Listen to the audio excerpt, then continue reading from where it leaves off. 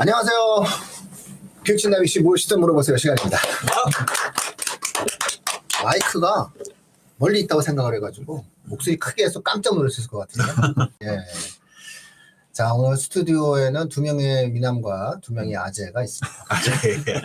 그리고 가장 멋진 PD가 지금 다 있습니다. 자, 저희 진행을 맡고 있는 민우입니다. 예, 반갑습니다. 입시킬러 레오입니다.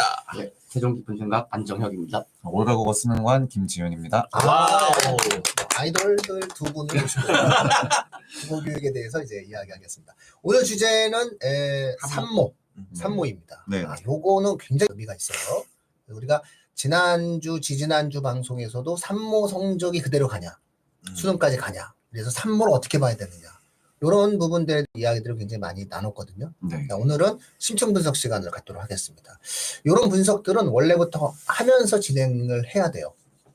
그러면서 학업에 대한 계획도 한번 세워보고, 그러니까 저희가 그때 당시 이 산모는 하나의 계획을 세우는 현실을 직면할 수 있는 소스로 사용하시라 라고 얘기했기 때문에 당연히 산모가 끝난 이후에 분석 방송은 필수적이다 라고 생각을 해서 오늘 두 분의 뭐 수능이야 뭐 국어 수학이지. 그래서 국어 수학 과학 전문가 레옹님을 모시고 오늘은 편안하게 제가 방송을 진행할 수 있을 것 같습니다. 자, 세 분의 말을 많이 들을 수 있도록 오늘 말 많이 할 거니까. 아니요, 말 안 해요. 일단 먼저 탐구도 얘기하는 탐구는 지금 뭐 이과 쪽 같은 경우는 주요 대학이 사탐과탐을 이제 지정을 취소를 했기 때문에 이게 이제 굉장히 이제 그 대학에서도 반영 비율 자체를 좀 35, 한양대 같은 경우가 수학이 35, 과학이 35 이렇게 했는데, 이거는 이제 한양대가 사탐과탐 지정을 취소하면서 비율 자체를 25%로, 10%가 다운이 된 거죠. 그럼 그 10%는 어디로 갔냐는 거야. 국어의 5%, 수학의 5%인 거야. 그러니까 결국 이렇게 수학이든 탐구든 지정 취소가 됐을 때, 이런 또 하나의 흔들리는 게 뭐냐면 반영 비율 자체가 또 변화가 있다 보니까 아무래도 탐구 영역 같은 경우는 이과 쪽 애들은 어려운 물리나 화학을 피하고 사탐 하나를 선택하는 그런 케이스도 있을 거고. 그러다 보니까 과탐의 어떠한 탐구 영역의 반영 비율이라든지 이런 부분이 굉장히 높지 않은 그런 형태가 되는 거죠. 결국 수학과 국어예요. 와, 지금 이렇게 지속적으로 쏟아지는 하트의 학년 말을 하려고 못 봤죠? 못 봤어요. 지금 장난 아니죠. 그래서 당혹스러울 정도로 지금 감사합니다. 하트가 오고 있어요. 지훈 쌤이 옷 한 번 바꿨다고, 겉옷 한 번 바꿨다고 하트가 무궁무진하게 좀 쏟아지고 있습니다. 야. 레옹님이 말씀을 너무 자, 잘하시고 좀 뒤로 갈게요. 그것도 필요하지 않고 올라오고 있어요. 올라오고 있어요. 킬러는 난데 왜 킬러 못하겠다. 네, 자, 오늘도 즐거운 방송, 유쾌한 방송, 그리고 의미 있는 방송을 진행하는 교육진담이 되도록 하겠습니다. 자, 댓글 좀 달아주시고요. 댓글 달아주시는 분들, 우리 지훈쌤이 좋은 목소리로 인사 나누는 시간 갖도록 하겠습니다. 지금 막 댓글 좀 나눠주십시오. 그래서 출석 체크 개념으로 맞다라는 이야기들 좀 한번 나눠주셨으면 감사하고요. 그때마다 좀 읽어드리겠습니다. 아까 민우님 막 이거 이제 막 이게 막 프로 같은 왜요? 저 원래 방송이 옛날에 제가- 댓글 구독 이러고 못 하셨잖아요. 제가 원래 사실은 그런데 이렇게 자꾸 돌아다니면은 삶의 자유가 없어서 제가 원래 메가스터디 초창기 때도 안 했는데 이거 하고 싶겠어요. 근데 이제는 묘하게 인터넷 시대이기 때문에 워낙 방송인들이 많잖아요. 그래서 나 하나는 상관없다. 더 유명해져야 되겠다. 이런 욕망이 MC 들고. 같은 뭐 좀 전문 MC 되고 같은 있습니다. 느낌 막 오늘 멘트가 나오는데요. 네, 앞으로 더 좋아지겠습니다. 네, 좀 댓글 좀 쭉쭉쭉 달아주시면 저희가 같이 인사 나누는 시간 가질 테니까 들어오시는 분들 이렇게 한마디씩 이렇게 해주시면 저희에게 많은 힘이 될 것 같습니다. 자, 그러면 이제 그 3월 모의평가 어떻게 봤는지 수학과 국어 이렇게 좀 한 번씩 이야기를 좀 한번 들어보았으면 좋겠고요. 레옹님이 말씀하셨듯이 과학과 사회의 경우에는 반영 비율을 상당히 좀 줄여가는 이게 왜 대학들이 그러냐라고 행동을 하면 대학들은 언제나 선행지수 3년을 보고서는 입시를 짜는 경향이 많아요. 그런데 어차피 현 중3부터 수능이 개편되잖아요. 그렇죠. 수능이 개편되는 과정에서 통합과학, 통합사회 한 과목으로 치러지는 거고 예. 어떤 학생들의 기본 교양 수준에 대한 과학적 인사이트와 사회적 인사이트를 체크를 하는 시험으로 이제 내려가는 상황이 되는 거잖아요. 그리고 그쵸. 보니까 이제 통합시대가 이제 완전히 굳어진 상태이기 때문에 아이들에게 과학에 있어서의 어떤 깊이성, 예. 어떤 사회 전공의 깊이성을 수능에서 찾는 것을 좀 대학들이 포기한 게 아닌가. 이제 그런 배경들이 좀 있지 않을까. 주요 대학의 경우에는 그걸 갖고 판단하기는 어려울 것 같다. 이런 어떤 생각 속에서 반영 비율이 상당히 대폭 조정됐습니다. 그렇죠. 그렇기 때문에 항상 저희 교육진담이 말했듯이 수능은 국어 수학이다. 예, 그래서 지금 뭐 이렇게 국어 수학 선생님들을 모셨더니 봄맞이 하트 향연을 보내주셔서 감사합니다. 감사합니다. 감사합니다. 갑자기 힘이 좋아지는 것 네, 같아. 하트가 뭐. 너무 또 행복한 것 같습니다. 네. 자, 수학부터 한번 말씀을 좀 한번 해줘 보시죠. 네. 예. 우선 이제 시험지를 이제 저도 그날 당일에 5시 반 정도에 이제 교육청에 올라왔어요. 시험지를 보고 이제 그날 사실은 당일에 바로 수업 때 라이브로 방송을 촬영해서 아이들이 그때 바로 본 아이들이 대부분인데 제가 풀어보지 않고 그대로 풀어도 막힘없이 풀 정도로 이게 너무 쉬웠다는 평가는 했어요. 그리고 실제로 다른 선생님들이나 이제 요즘 유튜브 같은 데 많이 올라오죠. 전반적으로 모두가 쉽다고 평가한 시험지인데 그에 비해서 표준 점수가 매우 높다. 이게 조금 특이점인 것 같아요. 그럼 이제 원인이 뭔가라고 하면은 일단 이번 3월 시험지는요. 작년 수능과 그냥 똑같다라고 보시면 돼요. 이번 교육청 3월 모의고사가 무엇을 평가하고 싶었냐라고 보면은 만약에 작년에 지금 현재 아이들이 작년에 수능을 봤다면 몇 점 정도를 기대할 수 있겠냐라고 평가를 할 정도로 문항의 소재, 문항의 배치까지 거의 일치해요. 심혈을 기울여서 잘 만드셨다 이런 얘기죠. 라고 볼 수도 있지만 반대로 얘기하면 1월, 2월에 보통 수학 같은 경우는 이제 기출 문제를 아이들이 좀 더 심층 있게 보기 시작하거든요. 그걸 열심히 한 아이들, 사실은 성실한 아이들이죠. 이 시기에 해야 될 걸 한 아이들은 매우 잘 보고 조금 불성실했던 아이들은 많이 못 봤다라는 이 차이를 많이 만든 시험지라 보시면 될 것 같아요. 그래서 기출 문제 분석을 좀 잘 했던 아이들은 보통 90점이 가볍게 넘고 아니면 그게 아니었던 아이들은 80점을 밑으로 내려가거나 원래 1등급이었던 아이들을 대상으로 그럴 정도로 이 시험지가 간급 이 학생들 수준 차이를 많이 줬던 거는 이미 내가 봤던 문제인 것을 잘 풀었냐 못 풀었냐에 가까운 내신 시험지 같은 느낌도 있었어요 아이들한테. 그렇다 보니 1등급 학생들한테는 매우 쉬웠던 게 맞고요. 근데 작년 수능보단 또 쉬워서 그 아이들에겐 더 쉬워서 100점이 많아요 사실. 그에 비해서 그 중간에 있는 80점 후반에서 90점 초반대가 조금 적은 편인 것 같아요. 다시 내려가죠. 그러니까 1등 커트라인이 82점 정도로 이제 미적분에선 추정이 되는데 학생들이 이제 1등급 안에서도 지금 많은 차이를 냈기 때문에 중간이 없이 매우 잘한 아이들과 조금 못했던 아이들만 나오기 때문에 그 정도 점수가 나오지 않았나도 분석되고 있어요. 일단 어머님들 보실 때 이번 시험지에서 점수 전체적인 아이가 받은 점수를 보시는 것보다는 수학 1, 2에서 아이가 어느 정도 맞췄냐를 보시는 게 더 유의미할 것 같고요. 그 시험지에서도 아이들이 이제 4점짜리 문항, 이번 4점짜리 문항이 수능 난이도로 치면은 조금은 낮은데도 그래도 어쨌든 좋은 문항들이 만들어져 있기 때문에 아이들이 이 문제들을 풀면서 어떻게 접근했냐를 보고 어떻게 얼마나 틀렸냐를 보시는 게 더 유의미할 것 같고 그럼 미적분이나 확통 부분은 어떻게 보시냐는 게 좋냐면 일단 미적분은요 1단원이 나오는데 사실 수능에서는 그게 한 문제 정도 나와요. 사실 유의미하지가 않아요. 그래서 네, 그래서 미적분을 많이 틀렸다고 미적분 공부를 열심히 해야겠다라고 보실 필요까지는 없으시고 다만 확통은 문항이 오히려 미적분보다 좋았어요. 작년 수능에 비해 조금 더 어려운 감이 있긴 한데 실제로 최근에 오게 된 수능을 다 봤을 때는 그게 한 중상 정도의 난이도가 나왔고 작년 수능보다 저는 경우의 수 부분이었는데 오히려 난이도 측에서는 더 변별하기 더 좋은 문제였다. 그리고 실제로 그 정도 문항을 연습해줘야 올해는 제가 저번에 말씀드린 것처럼 작년처럼 쉽게는 안 나올 겁니다. 이 정도 문제까지도 연습해줘야 된다는 걸 바탕으로 보면 아이들이 경우의 수 부분에서 얼마나 틀렸는지를 보고 이 경우의 수, 확통에서 경우의 수를 조금 더 공부해야 될 필요성은 있다라고 보셔야 될 것 같아요. 기아는 얘기하지 않겠습니다. 그렇죠. 아유, 기아 선택한 학부모님들 좀 서운해 하실 수 있겠는데. 예.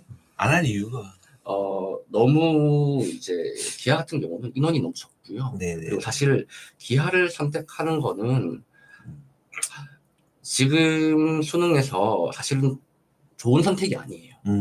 지금 아직도 기아를 선택을 마음 먹고 있다면 빠르게 확통이나 미적으로 바꾸는 게 오히려 더 좋은 선택입니다. 아유, 아주 그냥 뼈 때리는 말까지. 근데 어차피 그 기아가 뇌 속에서 천재적인 애들이 있지 않나요? 있죠. 네, 그러니까 그 애들만 하라는 거잖아요. 다 천재면 어떡하지? 표준점수 잘. 그러기에는 기아가요. 너무 적은 인원이 쳐도 기아가 절대 쉽지가 않아요. 네, 기아 작년 수능 문제가 꽤나 까다로웠거든요. 근데 학생들이 내신 시험에서 절대 평가를 또 하다 보니까 이상한 이제 희망이 있어요. 학교에서 칠 땐 쉬웠는데 라는 그 인식 속에서 기아를 선택하고 싶어요. 선택을 했더니 수능 문제를 그래서 제가 주거든요. 그냥 풀어봐 그러면 손을 못 대요. 그러면. 네. 그렇구나. 직면해야 돼요. 그렇죠. 항상 현실을 직면해야 돼. 바라봐야 돼. 인정해야 돼. 자, 그러면 마지막으로 또 질문을 하나 드릴 수 있는 게 확통과 미적의 표준점수 격차는 수능처럼 심하게 벌어졌나요? 조금 벌어진 편. 예. 아, 그래요? 네. 그럼 이걸 하나의 트렌드로? 네, 일단 확통 선택을 한 학생들이 미적분 선택한 학생들보다 표준 점수 100점을 기준으로 이거 다르다는 건 인정을 해야 될 거예요. 당연히 원래는 수능 출제하시는 분들이 명확하게 다르게 하겠다고 했어요. 근데 그게 이제 정도가 너무 심하다. 그래서 수능이었다면 이번에는 몇 점 정도 차이가 났죠? 가채점입니다. 네, 가채점 정도라 아직 좀 상황인데 수능처럼 막 10점 뭐 이렇게 막 차이가 안 나나요? 이번에는 그 정도의 차이가 안 날 수도 있다고 판단했어요. 상대적으로 원래 4점 정도 선에서 마무리 짓는 것이 일반적인 특징이었는데 지난번에 너무 과해서 뭐든지 과한 거는 의미가 있는 거거든요. 그래서 지난번이 만약에 3월도 이렇게 나오고 표준 점수의 격차가 4점 정도로 나오고 육모도 4점 정도 나오고 구모도 4점 정도 나오면은 작년이 심했다. 작년이 좀 우리가 좀 난이도 조정에 있어서 좀 거기에 문제가 있었다로 이제 우리가 받아들여야 되는 거고, 그게 아니라 3모 때도 좀 격차가 확 벌어지고 6모 때도 격차가 확 벌어지고 이러면은 이제 선택해야죠. 마지막까지 미적 해야 된다. 이렇게 우리가 이야기할 수 있는 상황이 만들어지니까 이런 부분들은 뭐 시험 치른 지 얼마 안 됐기 때문에 추가적으로 지나가는 소리로 뭐 다음 주나 다다음 주쯤 저희가 말씀드리겠습니다. 집계가 좀 아직 집계 중이니까. 네. 민우님이 말씀하신 대로 그게 왜 민우님이 그 말씀이 중요하냐면 주요 16개 대학이 아까 제가 초반에 말씀드렸죠. 수학도 마찬가지로 확률 통계하고 미적분에 대해서 지정된 부분을 폐지하는 그런 대학들이 주요 대학들이 나왔기 때문에 결국 민우님이 말씀하신 내가 확률 통계한다. 근데 미적의 표점이 더 높아. 너무 높으면 너무 높으면 뭐 4점 정도면 내가 어차피 못 푸는데 내가 이걸 하겠다라고 할 수도 있는 거니까 그 부분들에 대한 선택지를 줘야 돼요. 그럴 일은 없겠지만 의대를 간 학생이 확률 통계를 선택하고 갈 수도 있죠. 국어에 천재적 재능을 갖고 있으면 가죠. 수시에서 수능 체제를 요구한다면 확률 통계를 전략적으로 뭐 내신이 1등급이고 그렇게 전략적으로 수능 체제를 맞추겠다면 확률 통계를 할 수도 있는 거죠. 근데 정시에서는 아마 100% 불리할 거예요. 아마 수학을 정시로 의대를 가려고 하는 학생이 확률 통계를 한다면 표점 차이가 더 심하게 날 거예요. 제가 볼 때는 심하게 날 수밖에 없는 게 왜냐하면 이제 의대 쪽으로 다 그러니까 미적분 쪽으로 이제 쏠리는 어떤 또 현상이 생길 수 있으니까 뭐 가봐야 알겠지만 육모도 해보고 더 가봐야 알겠지만 차이는 분명히 날 것 같아요. 그렇다면 국어를 한번 또 매트릭스 같은 매트릭스. 야, 증명됐어. 매트릭스. 목소리 딱 하는 순간 올라오는 거 보니까 증명됐습니다. 네네네. 일단은 1등급 컷부터 네, 말씀드리면은 엄매 기준으로 84 정도로 그리고 화작 기준으로 87 정도로 추정을 하고 있고요. 2등급 컷은 이제 엄매 기준으로 77에서 이제 화법 과정은 80 정도로 추정을 하고 있습니다. 그러니까 사실 지금 나온 거는 아까 말씀하신 것처럼 가채점 결과잖아요. 그래서 정확하다고는 볼 수 없고, 이런 경우도 있습니다. 지금 집계된 이 점수보다 한 문제 정도 더 높게 이제 잡히는 경우가 있습니다. 그리고 이 시험 자체가 고3 학생들만 보는 거잖아요. 아직 재수생들, 그리고 반수생들도 이 시험에, 점수에 집계가 되지 않기 때문에, 예. 고3 학생들이 일단은, 내가 생각보다 못 본 것 같은데 등급은 잘 나왔어. 라는 마음가짐보다는, 내가 지금 우리 현역들 사이에서는 이 정도 위치구나. 그러니까 앞으로는 이 부분을 좀 보완해서 발전해 가야겠다. 라는 생각으로 일단은 점수는 받아들여준 게 좋을 것 같고요. 독서, 문학, 그리고 언매, 화작 이렇게 네 가지를 조금 나눠서 설명을 드릴 건데, 이번 국어 시험의 핵심은 문학이었습니다. 그래서 문학을 좀 위주로 말씀을 드리겠습니다. 먼저 독서는 평이했습니다. 비문학. 네, 비문학은 평이한 편이었습니다. 근데 지문 이해도가 부족한 학생들은 사실은 평이하다고 못 느꼈을 거예요. 그래서 상위권 학생들이랑 중하위권 학생들이 이 비문학 부분에 대해서 느끼는 바가 완전히 상이했을 겁니다. 그게 이제 이번 독서의 특징이었고요. 화법 화작문도 마찬가지로 평이한 수준이었는데, EBS 수능 특강에서 이제 고3 학생들이 겨울방학 되면 EBS 수능 특강으로 공부를 하잖아요. 근데 화법 화작문은 공부를 안 해도 되는 과목이다 이렇게 생각을 하고 그냥 막연하게 푸는 학생들이 있는데, 그렇게 개념을 조금 잡지 않고 있었다면은 꽤 오답이 나올 수 있었다. 이게 안 네. 되는구나. 공부해야 되는구나. 네, 해야죠. 공부해야 됩니다. 공부해야지. 네. 공부하는 건 나가야 뭐든지 원래 그랬어. 근데 이제 화법 과정문보다 더 심한 게 언어와 매체죠. 언어와 매체는 지난 수능이랑 마찬가지로 상당히 까다롭게 출제가 됐습니다. 그래서 아이들이 겨울방학 때 얼마나 이 문법 전 파트를 꼼꼼하게 공부를 했고, 또 문제풀이도 좀 많이 연습이 돼 있어야 선지를 처리할 수 있었던 그런 문항들이 출제가 됐습니다. 꽤 까다로웠다고 말씀드릴 수 있겠고요. 이제 문학인데, 문학은 아이들이 기본적으로 작품을 이해하는 힘 자체가 필요해요. 그러니까 처음에 말씀드린 것처럼 독서도 상위권 학생들이랑 중하위권 학생들이 느끼는 바가 매우 달랐을 거다 이렇게 말씀을 드렸는데, 이 문학에서도 그런 경향이 좀 나타났을 것 같다 이렇게 판단이 됩니다. 우선은 고전시가죠. 고전시가에서 아이들이 단순히 해당 구절, 예를 들어 이렇게 독서 시험, 문학 시험 보면은 작품에 밑줄 치고 그 구절에 대한 해석을 묻는 문제들이 출제가 되잖아요.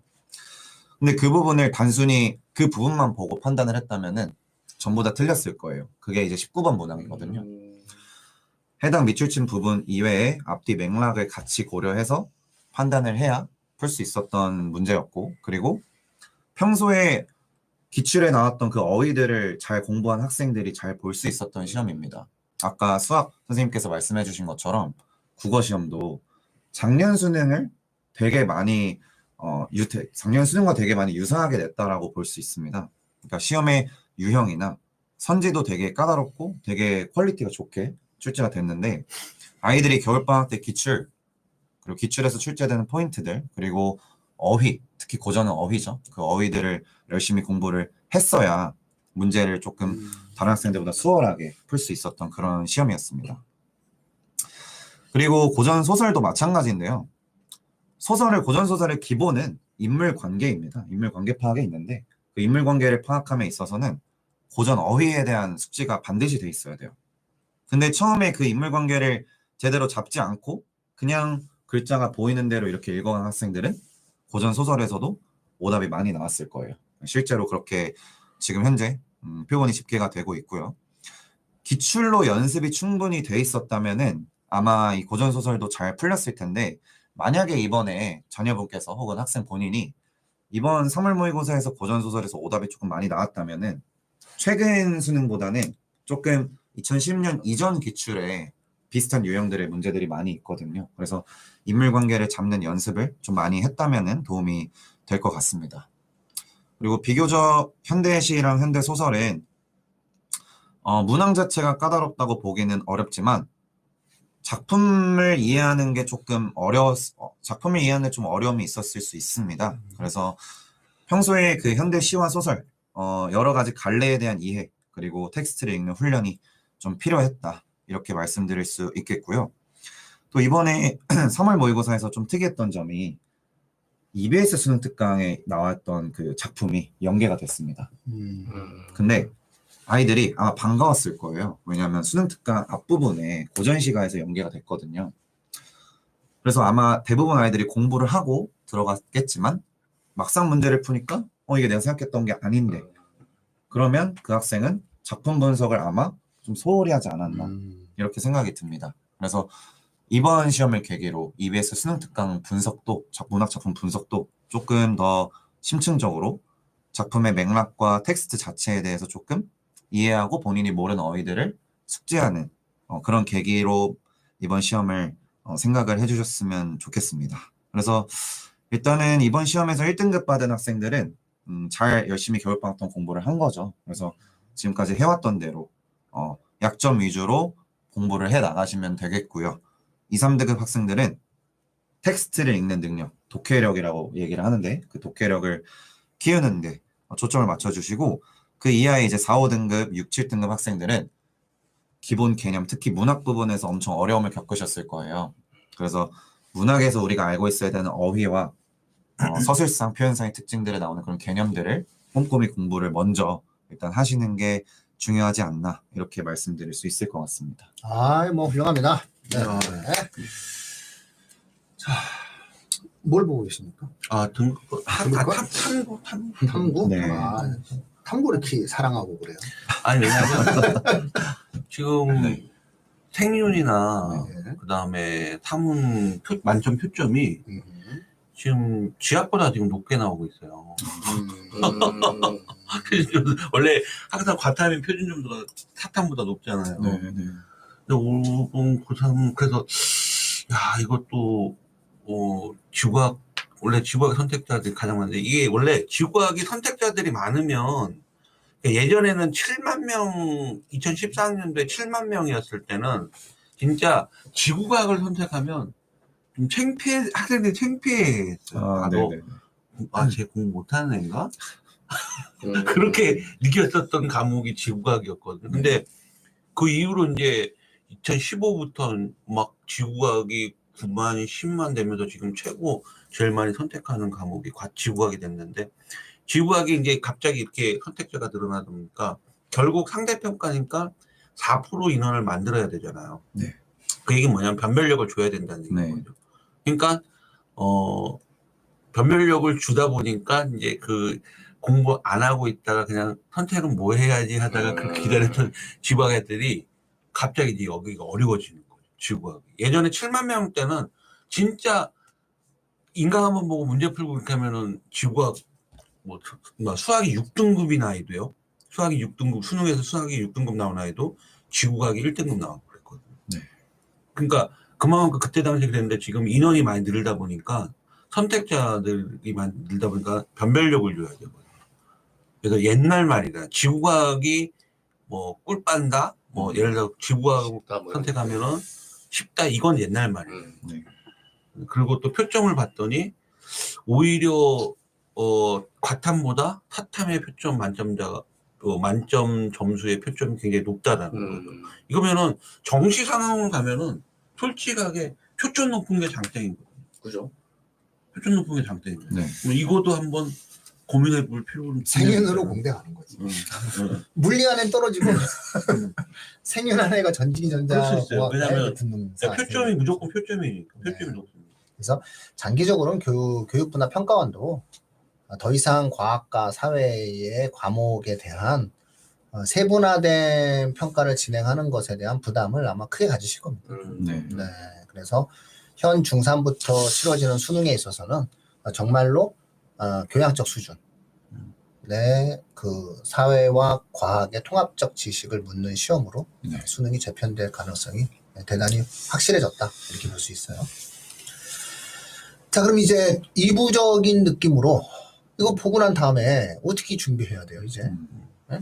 그래서 각각의 어떠한 그 등급적인 상황, 아이들의 이번 시험을 몇 점 받았다, 몇 점짜리 애들은 좀 이렇게 좀 준비하고, 몇 점짜리 학생들은 좀 이런 것을 좀 더 신경 쓰고, 이런 것들을 좀 나눠서, 퉁 치지 말고 이제 학생의 이제 어떠한 등급에 관련돼서 이제 좀 한번 말씀 부탁드릴게요. 이게 제일 중요하죠, 사실은. 왜냐면 이번 시험지가요, 아까 말씀드린 것처럼 너무 작년 시험과 유사했기 때문에 오히려 평가가 잘 안 된 시험지예요, 아이들이. 그래서 점수로 말씀드리자면 76점을 저는 기준으로 말씀드릴 것 같아요. 76점까지는요, 기출 문제와 그냥 다 똑같았어요.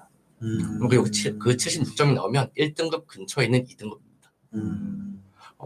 근데 실제 수능이라든지 평가원도 일단 기본적인 베이스가 한 80%는 이전의 기출의 재변형이고 그 아이디어의 반복이기 때문에, 그럼 일단 아이들이 점수를 최대한으로 잘 받기 위한 기전은요, 이전 기출에 연습이 되어 있는 상황에서 기본적인 점수 76점, 72점 정도를 받아주고 새로운 처음 본 문항에 대해서 4점씩 올려가면서 1등급을 향해 가는 공부를 해야 되거든요. 그러면 이번 시험지는 바로 전날에 작년 수능 시험지를 풀고 들어갔다면 거의 100점 가까이 나왔을 만큼 똑같은 시험지였으니 76점을 기준으로 76점의 이상인 학생들과 이상인 학생과 그 미만인 학생들 차이를 두자면, 이상인 학생들은 지금부터는 이제 새로 문제를 풀어야 됩니다.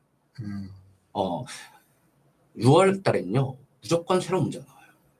아이들이 보지 못했던 문제. 그리고 그 문제를 보고 이게 어떤 아이디어를 쓰고 어떤 내용으로 접근해야 되는지를 고민해야 되는 사고력을 평가할 수밖에 없죠. 그래서 1등급을 가려야 되니까 새로운 문제를 푼다고 하면 가장 먼저 당연히 EBS 수능 특강 우선 준비를 해야 되고요. 그리고 이제 요즘에는 이제 참 많은 이 자료들이 나와 있죠. 지금 현재 아이들이 듣고 있는 인강 선생님들 자료 중에서 기출 다음 자료라든지 지금 학원에서 기출 이후에 진행되는 새로운 문제에 대한 연습, 조금은 난이도가 높아야 돼요. 근데 그 난이도가 높은 문제에서 연습을 해줘야 다음 등급으로 향해 갈 수 있겠죠. 근데 아이들이 좀 이런 게 있어요. 이제 난이도를 높이면요, 아이들이 하다 보니까 많이 못 맞춰요. 고3 때 난이도가 높아지잖아요. 그랬더니 저는 조금 실력이 모자란 것 같아요. 5문제를 풀었는데 4문제를 틀려요. 근데 그 과정이 이제 올라가기 위한 과정이라고 보여지거든요. 국어도 마찬가지죠. 네. 근데 그 과정을 버티고 본인의 것으로 만드는 과정을 해줘야 되는데, 아이들이 요즘에는 이걸 포기하고 다시 밑으로 내려가요. 난 이게 아직 다 안 됐나 봐. 다시 개념 봐야 돼. 계속 밑으로 내려가죠. 쉬운 것만 풀려고 해요. 많이 맞추고 싶어 하고. 본인도 그걸 스스로 자학하고 그거를 조심하고 어렵지만 해나가겠다는 마음으로 한 문제를 보더라도 오래 걸려도 되니 깊이 있게, 그리고 많이 고민하면서 하는 거를 꼭 매일매일 같이 해줘야 되는 거. 그렇게 생각해주고 조금은 난이도 높게 공부를 해주는 게 중요하고요. 만약 76점까지가 안 나왔다라고 하는 건 이거는 실수를 포함해서예요. 실수를 포함해서 76점까지가 안 나왔다라고 하면 다시 기출을 보는 게 좋습니다. 기본적으로 기출만 봐도 80점 이상을 받을 수 있는 시험지였기 때문에 다시 기출을 보고 기본기를 잡는 것. 이제부터는 아이들의 기본기는요, 정말 개념이 되어 있지 않은 상황이 아니면, 그러니까 3등급 미만, 즉 4등급 이하가 아니라면 개념으로 돌아갈 필요는 없어요. 다시 기출 문제로 돌아가는 거지 절대로 개념으로 돌아가지 말 것. 그리고 기출 문제를 풀어가면서 필요한 개념을 본인 찾아봐야죠. 개념을 다시 공부해야지만 다음 문제를 풀고 그 다음 새로운 문제를 푸는 이런 과정은요, 고2 때 끝이 났어야 되는 거예요. 기출을 보면서 다시 필요한 개념을 찾고 그 개념을 구멍이라고 하죠. 구멍을 채워 넣는 그런 작업을 해줘야지 점수가 오르고 본인이 원하는 실력 등급까지 받아낼 수 있을 겁니다. 네, 궁금한 거 댓글 좀 댓글 달아주십시오. 네. 오늘 댓글 하트를 엄청나게 보내시기는 네, 하트는 많이 올라오는데 하트 때문에 기분은 좋은데 댓글 좀 달아주세요. 많이 보고 계신데 댓글을 그러니까 뭘 네. 물어봐야지 이제 고민을 아니, 너무 또 말씀 잘해주셔서 물어볼 게 없다 이렇게 생각하시는 걸 수도 있겠죠. 그렇죠. 지난번에 아이가 엄마 잘했어 이것처럼 이렇게 이렇게 하트를 계속 누르는 거지. 국어도 좀 말씀을 드리면요. 네. 엄매 점수 기준으로 말씀을 드리겠습니다. 엄매 기준으로 80점 이상인 학생들, 그리고 80점에서 60점 구간인 학생들, 그리고 60점 이하인 학생들 이렇게 구분을 할 수 있을 것 같아요. 근데 국어는 학생들이 약간 수학이랑 조금 다른 점은, 국어는 이 점수 자체도 중요하지만 어느 부분에서 어떤 문제를 틀렸느냐도 사실 좀 많이 중요하거든요. 근데 제가 여기서 40문항에 대해서 다 말씀드리기는 어렵기 때문에 조금 더 이제 몇 가지로 분류해서 말씀을 드리겠습니다. 일단 60점 이하인 학생들에 대해서 먼저 말씀을 드리면은 이 학생들은 아마 텍스트를 이해하는 것 자체에 좀 많이 어려움이 있을 것 같습니다. 독서가 이번에 좀 평이했다고 말씀드렸잖아요. 사실 가장 최근에 비문학 기출들은 조금 계속 평이하게 나온 수준이었습니다. 근데 그 이전의 기출들, 2022학년도, 2023학년도도 그렇고요. 그 이전의 기출들은 조금 난이도가 있었던 편이거든요. 그래서 일단은 60점 이하인 학생들은 사실은 그 어려웠던 시기에 비문학을 푸는 것보다는 일단 조금 더 길이도 짧고 좀 더 자기가 이해하기 쉬운 지문들, 가장 최근의 기출들과 비문학 같은 경우에는 2016학년도 그 이전의 기출들을 조금 봐주는 게 필요할 것 같습니다. 그래서 그런 기출들로 본인이 계속 지문 자체를 이해하는 연습을 꾸준히 해주셔야 돼요. 근데 이 학생들이 제일 못하는 게 문장 하나하나를 제대로 이해하고 넘어가려고 하지 않습니다. 그래서 만약에 본인이 이해가 안 되는 문장이 있으면은 그거를 그냥 버리고 다음 문장으로 가요.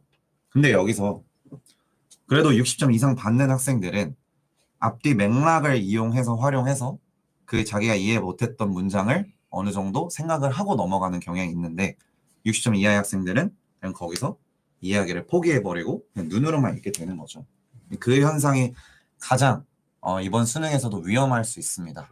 왜냐하면 지문 자체의 길이는 짧아지고 비문학에서의 그 선지의 까다로움은 조금 더 줄었다고 하지만 텍스트 이해를 계속해서 지금 평가원에서 요구하고 있거든요. 그래서 쉬운 지문들로 우선은 본인의 독서 이해 능력부터 기르는 게 우선일 것 같습니다.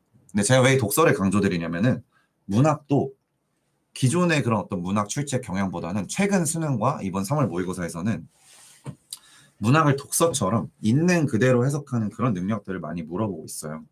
이전에는 뭔가 외적 준거에 기반한 예를 들어서 1970년대 산업화 시대에 인간 소외 현상을 다루고 있는 작품이니까 그걸 한번 적용해서 이해해봐 이런 느낌보다는 텍스트 자체에 있는 맥락을 너가 해석할 수 있니? 이런 거에 대해서 지금 묻고 있거든요. 그래서 문학도 독서화되고 있다. 그래서 아이들이 문학 작품 이해하는데 아마 어려움이 있었을 거예요. 그래서 우선은 독서부터 확실하게 잡고 할건 학생들은 그리고 문학으로 넘어가는 작업이 필요할 것 같습니다. 당연히 본인이 몰랐던 어휘들은 나올 때마다 암기를 확실하게 해주고 가셔야 돼요. 그리고 60점부터 80점 학생들은 방학 때 마찬가지로 좀 공부를 했던 학생들일 거예요. 기출로 공부를 했던 학생들일 건데 이 학생들은 어떤 특정 한 부분을 이렇게 전체적으로 이렇게 하기보다는 어떤 특정 한 부분을 본인이 약점을 찾아내서 그 부분을 집중적으로 공부하는 과정이 필요할 것 같습니다. 특히 이번에 문학에서 만약에 현대 소설, 현대 시에서 어려움이 있었다면은 아마 어휘력이 많이 약한 학생일 거고 마찬가지로 독서 능력이 약한 학생일 거예요. 그래서 이런 학생들도 마찬가지로 이 학생들은 다만 아까 말씀드렸던 그런 조금 쉬운 독서 기출보다는 2017학년도 이후부터 2022학년도까지 있었던 그런 독서 지문들을 활용을 해서 본인의 텍스트 이해 능력을 키우고 문학 개념어들을 공부하는 것이 필요할 것 같고요. 기본적으로 현대소설은 내면 심리 파악, 고전소설도 인물 관계 파악입니다. 이렇게 제가 지금 말씀드린 것처럼 갈래별로 내가 해야 될 것들을 명확히 잡아놓고 매번 기출을 공부할 때 그 과정이 제대로 이루어졌는지 점검을 하면서 공부하는 과정이 필요할 것 같습니다. 네. 그리고 80점 이상 받은 학생들은 독서 능력이 어느 정도 있는 학생들이거든요. 이런 학생들은 이제 선지 처리하는 연습이 필요할 것 같아요. 대부분 선지 처리하는 데서 어려움을 겪고 있기 때문에 그렇게 까다롭게 출제된 선지를 본인이 끊어서 어느 단위까지 이해하고 어디까지 내가 이해를 못했는지를 파악을 하고 계속적으로 분석하는 연습이 필요할 것 같습니다. 네. 그리고 엄매 기준으로 말씀드렸기 때문에 이 선택 과목에 대해서도 말씀드릴 수 있는데 언어가 계속적으로 지엽적이고 개념을 심층적으로 이해하지 못하면 틀릴 수밖에 없게 출제를 하고 있거든요. 그러니까 문법을 여름방학 전에 꼭 반드시 마스터를 해놓으셔야 돼요. 여름방학 가서 하면 아이들이 또 탐구 공부도 해야 되고 그렇죠. 이제 한국사도 공부를 슬슬 좀 해야 될 것 같고 그런 시기잖아요. 그래서 그 전에 반드시 마무리를 해주고 가셔야 됩니다. 개념을 저는 학생들한테 반드시 각 단원별로 백지복습을 시켜요. 내가 확실하게 알고 누군가한테 알려줄 수 있을 정도로 돼야 이런 시험에서 선택 과목에서 시간 끌리지 않고 빠르게 치고 나갈 수 있거든요. 그래서 언매는 개념부터 확실히 해주고 문제풀이 당연히 기출은 물론이고요. 특히 문법은 평가원 교육청 할 거 없이 다 풀어보셔야 됩니다. 네. 다양한 문제 유형이 있으니까요. 연습을 꼭 문제로 많이 또 해주시는 필요가 있겠고 화법과정문 선택자분들께서도 마찬가지로 개념에 대해서 간과하고 넘어가는 경향이 있다고 아까 말씀을 드렸는데 그 화법과 작문의 개념들도 공부를 해주셔서 이후에 문제풀이를 반복하면서 점점 선택 과목에서 시간을 줄여나가는 방향으로 공부를 해주셔야 될 것 같습니다. 네, 아유, 다들 그냥 두 분이 말씀을 잘 해주셨어요. 근데 사실은 이제 그게 유튜브라는 게 그렇잖아요. 유튜브가 원래 자기 하고 싶은 말 하면서 사람들과 소통하는 거로부터 시작이 됐잖아요. 네. 맞아요. 그러니까는 먹방, 맛있는 거 내가 먹겠다. 정치 방송, 나 정치적인 이념을 갖고 얘기하겠다. 네. 되게 편하고 재밌거든요. 그리고 사실은 뭐 내가 전공 분야에 대한 수업을 하겠다. 근데 보통의 경우 이제 이런 것들이 인기도 많고 구독자 수도 빨리빨리 늘 수 있는 그런 구조이지만 아마 입시 방송은 그 컨텐츠적인 제한성이 아마 유튜브계에서 가장 적을 거예요. 맞아요. 이걸 갖다 놓고 대중적으로 웃기기도 참 쉽지 않거든요. 어떻게 웃기지? 웃기면 뭐라고 해요. 웃기면 막 뭐라 그러지? 그래서 내가 누가 잘한다고. 네, 정치 얘기 조금만 정치를 얘기를 안 할 수 있는 게 이제 아니라 의대정원 같은 경우에는 이제 결합되어져 있기 때문에 이제 이런 부분들에 대해서 되게 조심스럽거든요. 맞습니다. 그럼에도 불구하고 이게 하다 보면 보람이 있습니다. 맞습니다. 왜냐하면 네. 이 방송을 들으시는 분들에겐 정말 인생의 절박함이거든요. 그러니까 저희는 다수의 가벼움의 선호도의 방송이 아니라 소수의 삶의 무거움을 해결해 드리고자 하는 취지의 방송이기 때문에 구독자라든가 이런 부분들 이런 것에 크게 연연은 안 합니다만 그래도 댓글 달아주시고 오늘처럼 하트 많이 쏴주시고 구독자 수가 많이 늘었으면 좋겠다 이런 말씀을 또 더불어 네. 드립니다. 이거 지금 건대 케빈. 아유 네. 건대케빈 안녕하세요. 기다렸잖아요. 네. 빨리빨리 좀 써주세요. 네. 예, 감사합니다. 건대 케빈님 댓글 읽기 전에 네. 지금 이번 모의고사가 네. 조금 재학생들한테 힘들었다는 느낌이 뭐냐면 사실 겨울방에 컨설팅하고 이제 상모 보고 나서 다시 컨설팅을 하자라고 예약된 학생들이 쫙 있었는데 절반 이상이 다 컨설팅을 취소한 거예요. 취소하는 이유를 다 들으면 선생님 5월 모의고사 보고 만들까요? 그러니까 올해 성적이 안 좋은 거야. 안 좋아. 안 큰일 좋아. 났어. 안 좋아서 그런데 이게 학생이 공부를 안 해서 성적이 안 나온 게 아니고요. 사실상 고3 학생이 겨울방의 준비 과정을 보면 대부분 선행 위주의 어떤 국어나 수학이나 영어나 이런 부분이 진행됐단 말이에요. 수학 같은 경우는 아마 미적분에 아무래도 좀 집중적으로 되어 있을 것이고 물론 당연히 수원 수투도 했지만 국어도 마찬가지. 그러다 보니까 이게 지금 지나간 부분을 다시 거의 국어는 문학과 비문학 다시 끄집어 수원 수투 다시 끄집어내야 돼. 이러다 보니까 지금 3월 모의고사가 또 익숙치가 않은 거예요. 네. 5월 보세요. 당연히 5월은요 올라요. 5월은 올라요. 그러면 이제 컨설팅 또 막 꽉꽉 차는 거죠. 근데 그런 부분들이 있으니까 그걸 좀 염려를 해 주시면 좋겠고 그다음에 내신에 대한 부분이요. 내신 대비 고3 내신 대비가 있는데 참 이거는 집중적인 그 특별 방송을 좀 했으면 좋고 지금 짧은 시간에 이걸 얘기할 수는 없는데 사실상 내신에 대한 내신 대비 고3 때 내신 대비 이 부분은 되게 민감한 부분이지만 네. 현실을 좀 직시해서 좀 아이들이 냉철하게 내가 진짜 사실상 고1, 고2 내신 고등학교 내신은 고1, 고2로 끝난 거예요. 그런데 고3 때 1등급에서 9등급으로 표시되는 과목이 국어에 하고 수학하고 그다음에 영어 이렇게 한 3개 정도밖에 안 나오거든요. 근데 이거에 또 목숨을 걸고 막 내신에 그러니까 내신을 준비해야 될 등급의 학생은 당연히 해야지만 그게 아니라 얘는 수능 최저가 필요한데 왜 여기 내신에 목숨을 걸고 이렇게 하는지 모르겠다라는 학생들 많이 있는데 그러니까 어저께 어머님 한 분은 컨설팅 하면서 이해가 되더라고. 아이가 아예 그냥 손 놓고 아무것도 안 한 거야. 근데 부모님 입장에서는 진로 선택 과목 A라도 좀 받자. A, B, C 중에. 그럼 학종에 뭔가 좀 도움이 되잖아요. 그러니까 내신을 그러니까 좀 신경 써라. 그러니까 부모만 그런 부모마음은 이해가. 내신이 뭐 5등급 미치는 학생인데도 워낙에 안 하니까 결국 보세요. 학생의 이제 문제점 본인이. 근데 부모 입장에서는 어느 부부가 그래 너 가고 싶은 대학 야 안 가도 물론 그렇게 대학이 중요한 건 아니지만 그래도 부모님 입장에서는 자기 자식에 대한 걱정을 많이 하시기 때문에 ABC로 나오는 그거조차 진로 선택 과목이라도 그래도 해갖고 A를 좀 받는 게 어떻겠냐. 그 마음은 대충 이해가 가더라고요. 그런 학생들이 있었어요. 알겠습니다. 하루비언님 댓글 이제 네. 와 우린 12시 넘어야 돼. 저희 이제 갈 때 되면 갈 때 되면 꼭 갈 때 되면 댓글들 사람들이 이제 그런 마음이 이제 있죠. 네. 밀당을 잘하십니다. 저희 구독자분들께서. 선택해도 건대케비님께서 국어가 수학보다 산문 어려웠나 봐요. 주변에 상위권 애들 국어 만점은 거의 없는 것 같고 수학 만점은 은근 많아요. 네. 네. 아까 말씀드린 것처럼 네. 수학 만점이 조금 많습니다 이번에. 그래서 만점이 꽤나 있는 시험지라서 만점 자체에 만점인 아이들을 변별하려면 조금 더 어려워질 거라고 생각하시면 되고요. 그리고 재수생이 없잖아요. 그렇죠. 만약에 재수생들이 있었으면 솔직히 말씀드려서 저는 92점까지 올라갔을 거예요. 그렇죠. 매우 쉬웠다. 아, 네. 사루비아님께서 10년 기출 다 풀었다고 하는데 다시 기출 돌려야 하는지 친구들처럼 이감, 한수 같은 사설 문제 풀어야 하는지 궁금해합니다. 이번 3모 85점 1등급 교육 받아서 더 공부해야 한대요.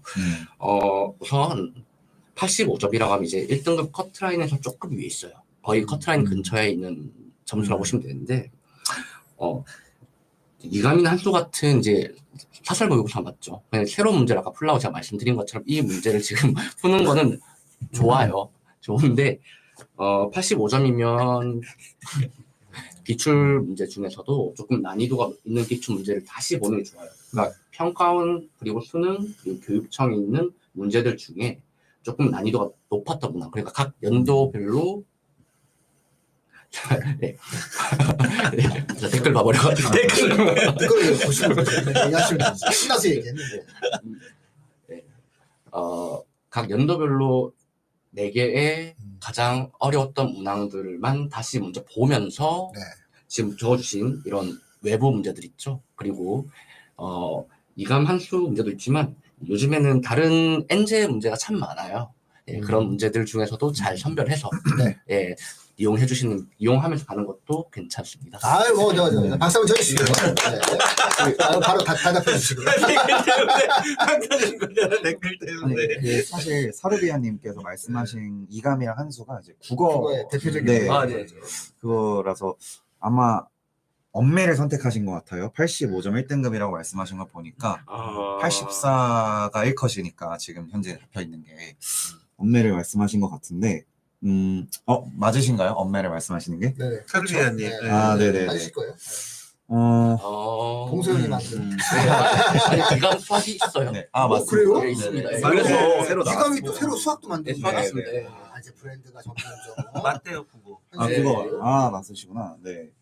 일단, 아까 말씀드린 것처럼 약점이 어디에 있는지를 좀 봐주셔야 될 것 같아요. 그래서 사실은 독서 같은 경우에도 이전 기출들, 그러니까 16학년의 이전 기출들은 지문 길이도 짧고 조금 평이하다고 말씀은 드렸지만, 그래도 만약에 독서에서 오답이 좀 있었다면은 그 이전 기출들, 11학년도나 09, 08학년도에도 어려운 기출 문제들 많거든요.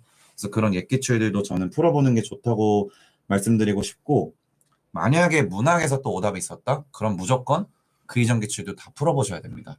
그런 기출들이 사설 콘텐츠보다 사실은 퀄리티가 좀 더 있거든요. 높거든요. 그래서 옛날 기출들도 좀 풀어보실 필요가 있고 1등급을 그래도 받은 학생이라면은 이번 시험에서 또 시험 운영에서 만약에 어려움을 또 겪었다 하면은 실무들을 좀 풀어보면서 여러 가지 시험 운영들을 테스트해보고 본인에게 맞는 그런 방법들을 찾아가는 것도 하나의 방법이 될 수 있을 것 같습니다. 하지만 10년 내에 기출도 다 풀었다 하더라도 정작 그 기출 분석이 제대로 됐는지는 제가 확신할 수가 없잖아요, 어머님. 그래서 그 10년 기출에 대해서도 핵심적인 기출들은 꼭 다시 보고 가는 게 좋지 않을까 이렇게 말씀드릴 수 있을 것 같습니다. 그 아이가 혹시 그 댓글을 달아주신 어머님 아이가 성격이 어떠세요? 그 성격이 애가 뭔가 이렇게 신중하고 말수가 좀 적고 좀 무게 있어. 그렇죠? 이런 학생들이라는 학생이 한 캐릭터가 하나 있을 수 있고요. 네. 또 하나는 유쾌, 상쾌, 통쾌. 그리고 뭔가 이렇게 네. 그 유연한 음. 네, 그런 어떠한 좀 이렇게 삶의 태도를 갖고 있는 학생이 있어요. 자, 그럼 만약에 예를 들면은 무겁고 진중한 학생은 이감이랑 한수를 풀었을 때 효과가 더 클 거예요.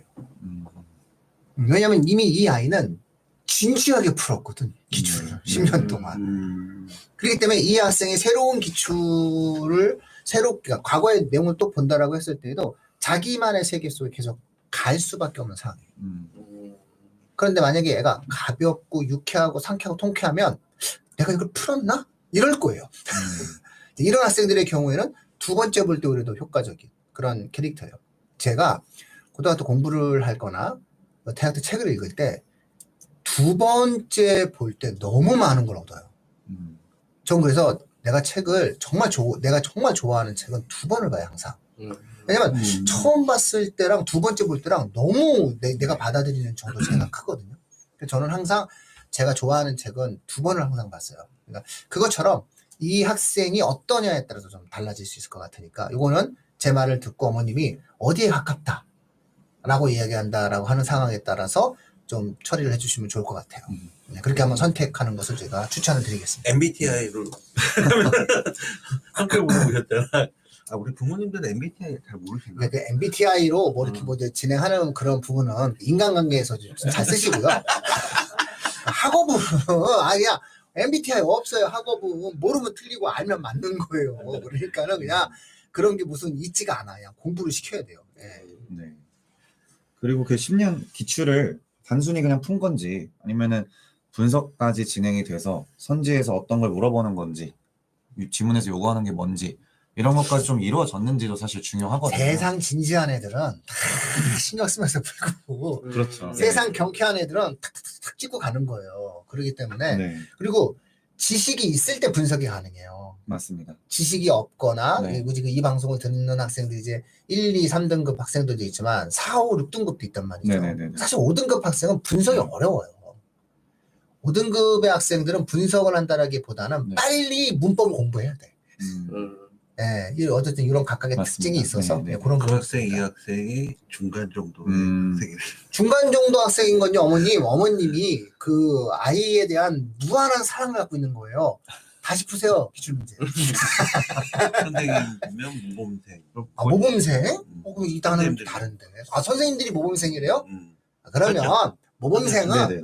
모든 걸 감당할 수 있어요. 두 개 다 하세요. 새로운 것을 푸는 것은 되게 효과적이에요. 국어의 경우에 있어서는 새로움을 자꾸 접하는 것은 무조건 좋아요. 그러니까 네. 모범생이라는 워딩 때문에 이제 제가 뭐 나름 간접적인 조언을 드리자면 모범생이다라고 얘기한다는 건 감당할 수 있다는 뜻이에요, 어머니. 그러니까 이게 보통 선생님들이 이 아이가 모범생입니다라고 얘기하게 되면 우리 애가 반듯해라고 이해하시는데 우리 애가 반듯해가 아니라 우리 애가 인내심이 좀 많아로 이해하시고요. 인내심이 많다라고 하는 것은 학습량을 조금 늘려도 된다로 이해하시고 이감도 좀 풀게 하시고 그리고 기출문제도 다시 한번 확인을 해야 돼 네. 라고 이야기해 주시는 것이 좋은 방법이 될 것 같습니다. 저희 시간이 지금 많이 남지 않았는데 댓글 또 달아주신 분들 계셔서 뭐 괜찮습니다. 네. 뭐 댓글이야 뭐 좋죠. 우리는 댓글에 사랑합니다. 네. 댓글 역시 꽉 찬 이 느낌 좋습니다. 예. 림화 원재님께서 네. 지금 성대 근융 네. 그리고 용화 1학년 다니고 있는 아이입니다. 아유 축하드립니다. 네. 네, 잘 키우셨어요. 이제 막 들어간 학생인가 봐요. 그러면 한 달이 지났는데 반수를 하고 싶어 하는데 1학기까지는 학교 다니면서 준비하려는데 공부 방법 추천 알려주세요. 선생님들께 늘 감사합니다. 아니 그 글로벌 융합 좋은데. 뭔가 과가 안 맞을 수도 있고 그렇죠. 네, 가고 싶었던 학교가 있을 수도 있을 것 같습니다. 네, 이제 얘기해 주세요. 네. 지금 다른 건 모르겠고 지금 그 한장희 원장님이 말씀하셔야 될 사안이에요. 근데 잠시만요. 그 교육 진단 덕분에 아이가 합격할 수 있었습니다. 이렇게. 난 누군지 아는. 감사합니다. 감사합니다. 네, 그래요? 아니 어떻게? 그럼 뭐 어떻게 뭘 추구하기 위해서 목표가 문제가 중요합니다. 댓글에 목표를 좀 한번 적어주시겠습니까? 반수를 생각하신다라고 하는 것은 목표가 있는 거예요. 그러니까 이게 반수는요, 대학에 적을 두고 진행하는 반수는 목적지향적이어야 돼요. 목표도 아니에요. 목적이 있어야 돼요. 네. 내가 어디 간다. 음. 나 송도에 가서 공부하고 싶어요. 아, 이런 거. 수시로 네. 갔었는지 정시로 갔었는지도 좀 필요한 네. 것 그래서 같아요. 정확히 목적이 중요해요. 그래서 수시로 갔냐 정시로 갔냐. 그 다음에 내가 어디를 목적으로 두고 있다. 그러니까 목표도 아니야. 목적이 있어야 돼요. 네, 네, 네. 의대면 의사 가운 이게 목적이 돼요. 네, 목적을 좀 이렇게 댓글에 남겨주시면은 훨씬 더 이야기될 수 있어요. 그리고 저희 그 번호로 이제 사연을 보내주시면 저희가 사연 방송 1호로 채택해 드릴 테니까 저희 그 번호 다시 한번 이렇게 올려주세요. 그러면 저희가 사연 방송으로 한번 이 학생에게 정말 좋은 전문가를 붙여서 같이 한번 N수를 위한 반수를 위한 핵심 전략을 세워드리겠습니다. 그래서 살짝 지금 목적이 있는지 그게 진짜 중요해요. 계획을 세울 때에는 목적이 있는지가 정말 중요해요. 목적에 대한 체감도 이런 것도 되게 중요하고. 서울대죠, 서울대. 글로벌 융합의 서울대를 바라보는 거지 않을까요? 서울대. 네.